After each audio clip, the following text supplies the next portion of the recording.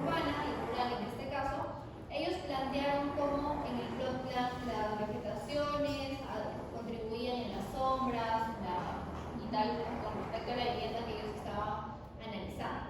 Ahora, este es un primer punto de partida. Luego hicieron esta climatización, van a hacer un análisis comparativo. Llevamos al plot plan la vivienda, ¿no? Entonces analizo la vivienda, cómo está el ángulo de sus techos, si tiene techos planos, si tiene techos inclinados, si no tiene techo directamente, ¿no? Entonces, depende del estado en el que está, vamos a analizar ahora sí en relación al terreno, a los ingresos y al contexto. Luego, la directriz urbana, que es un poco lo que yo les decía, el cálculo de población aproximada, es decir, el número de habitantes. Eran 8 porque no vivía más gente en esta zona, era una zona muy desolada. Número de viviendas, el total de la población eran 24. Entonces, lo que les decía, las personas en ese sector, yo puedo asumir, ¿no? De repente tengo 20 viviendas que están construidas y el factor según normativa me dice que en promedio las familias en el Perú son de 4.5. ¿Por qué 4.5? Porque siempre hay un bebé en camino, pero son 4.5. Pero en promedio podemos trabajar entre 4 o 5 personas, ¿ya? Porque al bebito no le podemos dividir, ¿no? Entonces, ellos trabajaron con esta cantidad exacta porque pudieron hacer la encuesta en las viviendas, porque eran solo 3 viviendas, fue más fácil, ¿no? Pero en su caso, ustedes no van a ir de repente de encuestadores de INEI, ¿no? Sino puede ser que tengan un chalequito y lo voten. Solamente ven en el Google Maps, pues la cantidad de viviendas, un poco el sector, delimitan el sector primero y ven cuántas viviendas hay en ese sector, cuántas personas viven en ese sector y lo multiplican por los 9 metros cuadrados que establece la OMS. ¿Ok? Una vez establecido eso, ustedes dirán, pues necesitamos esta área de área verde. Entonces, el dato es que de toda el área que tiene, pues todo el área de área verde, en este caso ellos tenían esa área verde de 5.200, entonces aquí sí excedía, entonces en esta zona sí cumplía con el área verde. O sea, en su caso lo más probable es que no, porque casi todas son zonas urbanas. ¿Ok? Ustedes dirán, pues acá de repente hay 0 metros cuadrados de área verde, ¿no? No hay nada, entonces será menos tanto, ¿no? Saldrá en negativo. Acá en este caso el 0. ¿Ok? Eso en relación a una manzana, ¿no? O sea, van a tomar una manzana o el sector que ustedes consideran para poder analizar. Esto primero partiendo de las áreas verdes. Luego van a poder analizar los ingresos a la vivienda, o sea, cómo son las vías, en qué estado están, tienen accesibilidad, no tienen accesibilidad, ya las han abierto otra vez, nuestro alcalde de repente se le ha ocurrido, ¿no? Ir ahí jugando un poco cómo va en la calle, a ver aquí qué encuentro uno. Entonces, por ahí pueden analizar, ¿no? El tema de la accesibilidad y espacios públicos. ¿Ok? Vamos a analizar espacio público porque el espacio público, como hemos visto en los videos, es lo que le da parte del confort y una buena climatización a las viviendas de los usuarios, ¿no? Si yo no tengo espacio público, está un poco grave, ¿no? La situación. Probablemente salgan ahí estándares altos. Ustedes pueden determinar qué tanto porcentaje hay de espacios públicos o en metros cuadrados si es que hay espacios públicos en metros cuadrados. Eso lo delimita cada grupo. ¿Ok? Lo importante es analizar si es que hay o no hay. Luego van a ver los equipamientos activos. ¿Okay? No vale decir que hay una posta de salud que no abre hace 20 años, eso no cuenta, ¿ya? Porque no está haciendo uso por ello. Entonces tendrán que decir, en este caso, por ejemplo, no tenían en una iglesia la justa, ¿no? Entonces, ya, pues no es lo que había, ¿no? Y fueron a hacer la fotito en la iglesia, que creo que abrían solamente una vez al mes, porque el pastorcito pues no podía más. Con 3 casas, no daba para. Entonces, ahí determinaron si el equipamiento era activo o no, y cuántos hay. ¿Ok? El impacto vial, ¿no?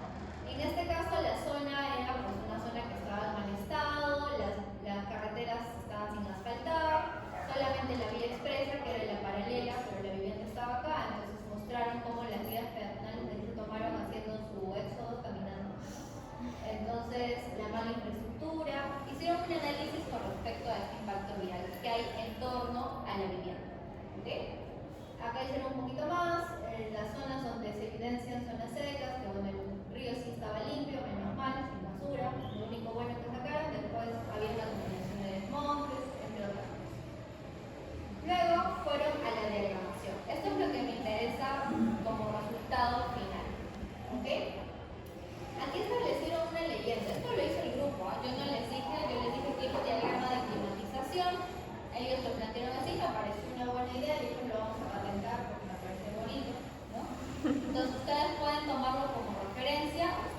pueden crear su propio diagrama de climatización urbana, ¿no? Algo similar como han hecho en sus viviendas, ¿no? Que han establecido medio, bajo, alto, zonas climatizadas, bien, malas zonas climatizadas, no hay un espacio de climatización, eso lo pueden determinar ustedes.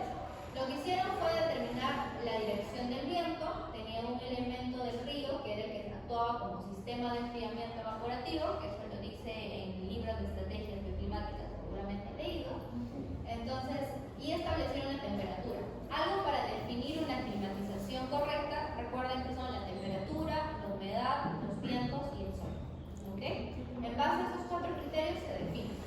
Entonces, ellos pusieron cómo es la potencia del viento, cómo ingresa, en qué velocidad y cómo se va dispersando el viento, ya que acá hay vegetación.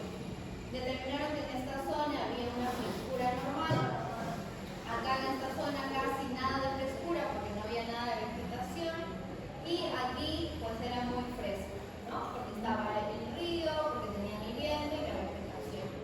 Pusieron también los factores que eran positivos, ubicamos el camino de piedra, que era un material que ayudaba a la captación del sol, pero se refrescaba con la zona de vegetación.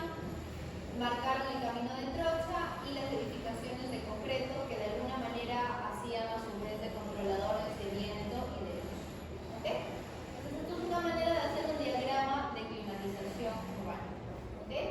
Luego ya pasaron a lo de la vivienda y bueno, esto ya lo han hecho ustedes. ¿Ok? Hasta aquí llegamos. ¿Ok? Eso es lo que voy a pedir para el día lunes en complemento a lo que hemos visto el lunes pasado. ¿Ok? Pero estos diagramas los vamos a trabajar el lunes que viene hasta el siguiente lunes. O sea, hasta la semana del 10. ¿Ok? ¿Se entiende? Es más sencillo porque solamente a nivel de sector es muy puntual, pero sí me interesa saber las áreas verdes, sobre todo el impacto vial y el diagrama de climatización. En eso deben enfocarse. ¿Ok? Con eso vamos a poder ya determinar qué tan bien posicionada está. Ya hemos analizado luz, vientos, clima, hemos analizado entorno, usuario, materialidad, y con eso ya estamos listos para definir qué estrategia implementar. ¿Ok? ¿Se entiende, chicos? Sí. ¿Sí? Lo que tienen que trabajar. Muy bien. Hasta ahí vamos a llegar el día de hoy. Ya no les voy a dar más porque a los chicos tampoco les puedo dejar así. Bueno, gracias, Joana, por haber grabado. De todas maneras, en caso hayan dudas o consultas, pueden escribirme a través de ustedes o a través de mensajería interna en Blackboard o el lunes mismo en la clase. ¿Ok? ¿Sí? ¿Se ha entendido entonces lo que tenemos que hacer? ¿Sí? Ok. Bueno, espero que puedan seguir aprendiendo, chicos. Este curso ya estamos de cerrada, ya con el parcial 2 casi ya vamos acabando teorías y luego ya vamos directamente a la implementación. Ya con el parcial 2 yo puedo mostrarle a los coordinadores y a los de responsabilidad social. Estos son los proyectos, con cuánto van a aportar, cuánto hay, ¿no? Y de alguna manera qué proyectos se van a terminar de ejecutar. Idealmente deberían ser todos, al menos una estrategia, o evaluaremos si se van a ejecutar solo 2 y fusionaremos los 2 grupos para la implementación para que sea más económico también. ¿Ok? Entonces eso dependerá mucho su presentación para el parcial 2. ¿Ok? Muy bien, ¿preguntas? ¿Dudas? A partir de todo lo visto, ¿podríamos implementar o proponer nuevas técnicas para la vivienda? Eso es lo que viene para el siguiente lunes, pero por eso les digo, hasta aquí es solamente el análisis. Si ya quieren ir proponiendo mejoras, lo pueden hacer. Las mejoras les voy a comentar ya el lunes para que puedan tener más ideas de cómo se puede contrarrestar la situación crítica probablemente que están las viviendas. ¿Ok? Sí, está bien, pueden